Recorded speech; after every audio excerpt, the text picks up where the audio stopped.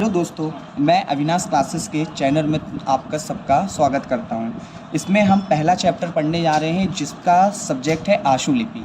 आशुलिपि एक तरीके से कोड लैंग्वेज होती है जिसको हम छोटे से पैराग्राफ में बड़े से पैराग्राफ को छोटे से पैराग्राफ में कन्वर्ट करते हैं, जिसके हम इसके अल्फ़ाबेट सीखेंगे। कहने के मतलब उनके काखा गा वगैरह क्या होता है आशुलिपि में वो सीखेंगे, जिसके हम इसमें डायग्राम बनाए हुए हैं। इस डायग्राम के आधार पे हम आशुलिपि का उपयोग करते हैं। इस डायग्राम को हम बोलते हैं ज्यामिति लिपि। ज्यामिति मतलब होता है इसमें सरल रेखा अक्षर कहलाता है, वक्राकार कहलाता है, और इसको अधोगामी, ऊर्ध्वगामी और अग्रगामी में 3 भागों में इसको बांटा गया है। जिसमें हम पहले ये पढ़ते हैं जिसमें ये होता है 120 डिग्री। इसमें हम डिग्री वाइज भी देख सकते हैं इसको, जिसमें ये कहलाता है 120 डिग्री। ये 120 डिग्री जो होता है वो पावर्ग कहलाता है। और आप लोगों को शायद पा वर्ग के बारे में पता नहीं होगा, कहने का मतलब वर्ग के बारे में पता नहीं होगा। वर्ग वो चीज़ होते हैं जैसे ये पा हो गया तो पा पा पा भा बा, जितने भी ये सारे होते हैं इनको एक वर्ग में डिवाइड किया गया है, तो इसको हम वर्ग बोलते हैं। जिसमें पा से रिलेटिव जितने भी हैं, पा भा बा भा, ये जितने भी आते हैं 120 डिग्री में आशुलिपि में बनाया जाता है। इसी तरीके से 90 डिग्री बनता है टा वर्ग। इसी तरीके से 60 डिग्री बनता है चा वर्ग। इसी तरीके से या वर्ग बनता है 30 डिग्री, ये होता है नीचे से ऊपर। इसी तरीके से 180 डिग्री में बनता है का वर्ग।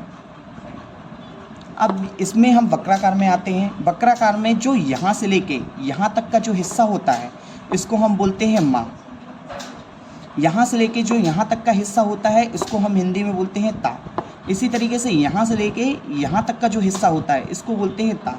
कहने का मतलब जो सर्कल को हम 4 भागों में डिवाइड कर दिए हैं उसी के थ्रू हम स्टेनो का उपयोग करते हैं, जिसको हम आशुलिपि भी बोलते हैं। अब यहाँ से लेके यहाँ तक का जो हिस्सा होता है वो ना कहलाता है। अब यहाँ से अब दूसरे सर्कल में आते हैं। दूसरे सर्कल को भी 4 भागों में डिवाइड किया गया है, जिसमें हम यहाँ से लेके यहाँ तक का जो हिस्सा होता है नीचे से ऊपर बनता है, इसको बोलते हैं ला। अब यहाँ से लेके यहाँ तक का जो हिस्सा होता है इसको पढ़ते हैं रा। जो यहाँ से लेके यहाँ तक का जो हिस्सा होता है ये शाह होता है, और ये भी शाह होता है। इसमें ना प्रोनाउंस चलता है। प्रोनाउंस मतलब कहने का मतलब जो तीनों शाह होते हैं, ये शाह हो गया, शाह षटकोण का हो गया और शाह शक्कर का हो गया, और ये तीनों जो शाह होते हैं इनका प्रोनाउंस सेम होता है। इस रीज़न से हम तीनों को एक ही शाह में बनाते हैं। अब इसके हम आगे जाके अल्फ़ाबेट पढ़ते हैं पूरे। ये कि व्यंजन में कहलाता है, ये व्यंजन कहलाता है, जिसमें इसका पहला नियम होगा का वर्ग अग्रगामी सरल रेखा अक्षर। अग्रगामी मतलब वो होता है जो बाएं से दायां बनता है। कहने का मतलब जो लेफ्ट से राइट जो जाता है उसको बोलते हैं हम अग्रगामी। इसमें हम कहलाएंगे का वर्ग। का को हम किस तरीके से बनाते हैं, एक सीधी सी लाइन छोटी सी बनाएंगे का वर्ग, इसको हम बोलेंगे अग्रगामी। अब इसी में खा में हम पाई का उपयोग करते हैं, इसको बोलते हैं पाई। इसमें आशुलिपि में इसको जो डैश छोटी सी निकल रही है इसको हम बोलते हैं पाई, इसका हम उपयोग करते हैं। गा को हम इसी तरीके से गाढ़ा बनाते हैं, और घा को भी हम इस तरीके से गाढ़ा बनाते हैं। इसमें 2 टाइप के चलते हैं, जैसे ये का है और गा है, देखने में सेम लगता है, लेकिन इसको हम जब पेंसिल से बनाते हैं तो का को हम लाइट बनाते हैं और गा को हम डार्क बनाते हैं। कहने का मतलब हल्का और गाढ़ा। इसमें हम 2 ही आधार में चलाते हैंगे आशुलिपि को, एक होता है हल्का, एक होता है गाढ़ा। जैसे ये का देखने को आप मिल रहा है गाढ़ा, इसमें हम पेन से बना रहे हैं, दोनों इसलिए सेम दिख रहा है, लेकिन जब पेंसिल से यूज़ करते हैं तो इसलिए उसमें हम लाइट और डार्क का ध्यान रखते हैं। और इसका उपयोग, इसको बोलते हैं इंगा, ये फॉर्मेलिटी के लिए होता है, इसका उपयोग होता नहीं है। लेकिन अब इसी तरीके से हम पढ़ते हैं दूसरा वर्ग, इसको बोलते हैं चा वर्ग। ये कहलाता है अधोगामी। ध्यान रखिए, इसमें मैंने बोला था पहले अग्रगामी और इसको बोला था अधोगामी। इसमें अग्रगामी और अधोगामी डिफरेंस यही बताया था, अग्रगामी हमेशा लेफ़्ट टू राइट चलता है, कहने का मतलब बाएं से दायां बनता है, और अधोगामी बनता है ऊपर से नीचे, उसको हम बोलते हैं अधोगामी। चा ये बनेगा हल्का, छा में छोटी सी पाई निकल जाएगी, ये बन गया गाढ़ा। जा को गाढ़ा कर दो और ये झा को भी गाढ़ा कर दो।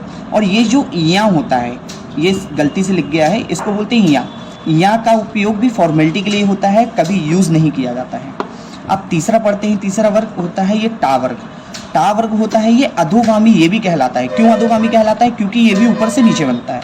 ये 90 डिग्री ऊपर से नीचे बनता है, इसलिए अधोगामी का उपयोग करते हैं। और ये सरल रेखा इसलिए कहलाती है क्योंकि सीधी रेखा बनती है। ये बना टा।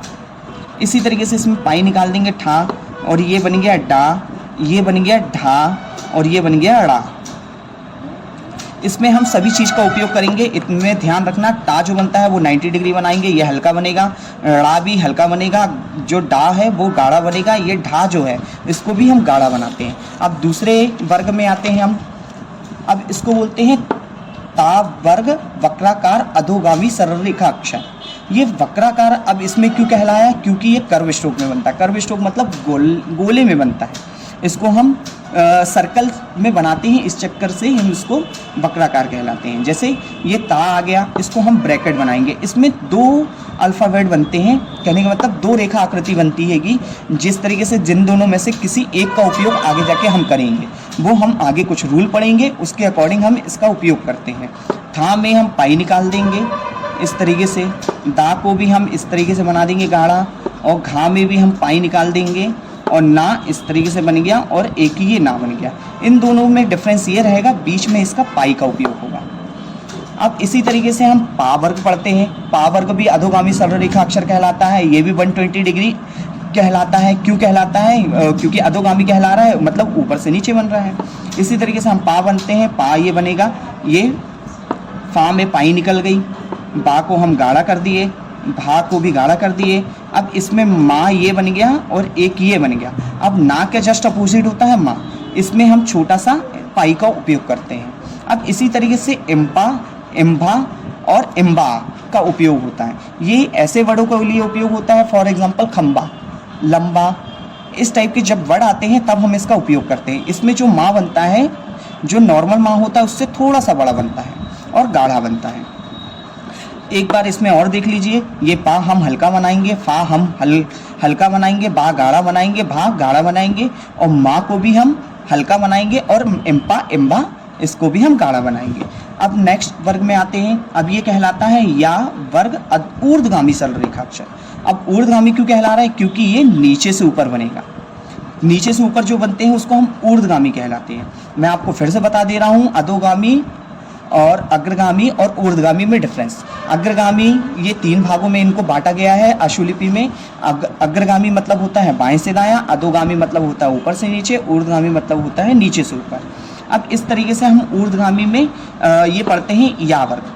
ऊर्ध्वगामी होता है सरल रेखा अक्षर। अभी मैंने जैसे आपको बताया है, नीचे से ऊपर कहलाता है, ये 30 डिग्री बनता है। अब या वर्ग को हम बनाएंगे, नीचे से ऐसा ले जाके हुक बनाते हैं। इसमें हमेशा याद रखना, इसमें हुक इस टाइप का बनना चाहिए। ये या बन गया, एक ये रा बन गया, और एक ये रा बन गया। इसमें 2 प्रकार के रा बनते हैं, एक होता है ऊर्ध्वगामी और एक होता है अधोगामी, जिसका डायरेक्शन में एक बार और इसमें ब्लैक पेन से बना देता हूँ। जिसमें ये डायरेक्शन में ये बना रहा हूँ, ये बनता है नीचे से ऊपर, और ये बन गया ऊपर से नीचे। इसको हम ऊर्ध्वगामी और अधोगामी रा भी कहते हैं। जैसे ऊर्ध्वगामी रा एक ये बन गया, अधोगामी रा एक ये बन गया। इसी तरीके से ला बनाते हैं, एक ये बनेगा, ये भी ऊर्ध्वगामी एक बनता है और एक अधोगामी बनता है। इसमें भी डायरेक्शन रेड पेन से ब्लैक पेन से बना देता हूँ। एक ये बन गया और एक ये बन गया। वा जो बनता है वो नॉर्मल बनता है, ऊर्ध्वगामी ही बनेगा वा, जस्ट या का अपोजिट। जैसे या ये हुक अंदर की साइड लग गया, इसमें ये हुक बाहर की साइड होता है। अब नेक्स्ट पढ़ते हैं संयुक्त शब्द। कहने का मतलब जितने ये हो गए ये सारे वर्ग थे, अब ये संयुक्त शब्द हैं। तो संयुक्त शब्द भी इस तरीके से हम पढ़ लेते हैं। इसमें लाइट, इसमें सबसे अच्छी चीज़ ये होती है, इसमें लाइट डार्क का डिफरेंस नहीं होता है, इसलिए हम इसको नॉर्मल ही बना सकते हैं। जैसे ये मैंने आपको बताया था शुरू में कि तीनों शाह एक जैसे बनते हैं, तो हम ये शाह जो होता है इस तरीके से बनाएंगे। इसको हम एक तरीके से ये भी कह सकते हैं ज्वालामुखी जैसा बन रहा है, यहाँ से जैसे ज्वालामुखी बनाते हैं उस तरीके से शाह का उपयोग कर सकते हैं। एक हाँ इस तरीके से हम नीचे से ऊपर, कहने का मतलब ऊर्ध्वगामी, और एक ऊपर से नीचे मतलब अधोगामी, इस तरीके से उपयोग करेंगे। झा छतरी का होता है, छा बना के ये सा का सर्कल इस तरीके से लगा सकते हैं। त्रा जो होता है इस तरीके से बनाते हैं। इसको देखा जाए तो जो हार्ट शेप होता है, हार्ट शेप को तोड़ दो तो उसको अलग अलग 2 हिस्सों में बांट दो, तो उस तरीके से त्रा का उपयोग होता है। ज्ञा का भी हम इस तरीके से उपयोग करते हैं, ऐसे डंडी बना के लास्ट में हुक बना देते हैं। और मैंने ड़ा भी बताया था, तो ड़ा में हम इसमें जो रा बनता है सेम वही बनता है, उसमें सिर्फ पाई निकल आती है। जैसे ये देखा जाए, देखो ये इसमें रा बना था, इसमें ड़ा बन गया, इसमें क्या हो गया, ये पाई निकल गई। ये भी 2 तरीके से बनते हैंगे, एक होता है ऊर्ध्वगामी, एक होता है अधोगामी। इसी तरीके से ढा भी जैसे हा हमने बनाए थे उसी में पाई निकल जाएगी। ये होता है ऊर्ध्वगामी, ये होता है अधोगामी।